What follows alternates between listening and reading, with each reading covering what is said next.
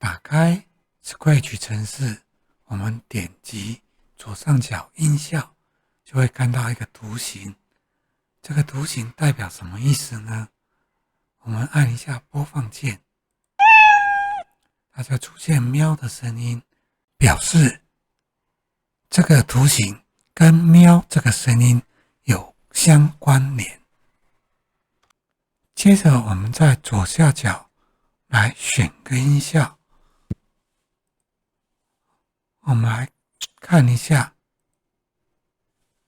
这是什么声音呢？这是鸭子的声音。我们来看一下跟猫咪的声音图形是长不一样的。我们按轻柔，发现声音越来越小声，图形的上下距离也越来越小。我们按响亮，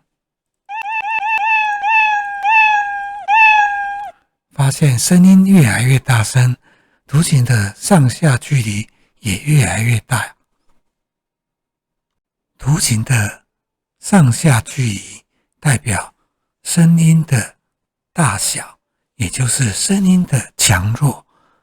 在物理上，我们也可以称它为声波的振幅。振幅越大，响度越大，能量越大。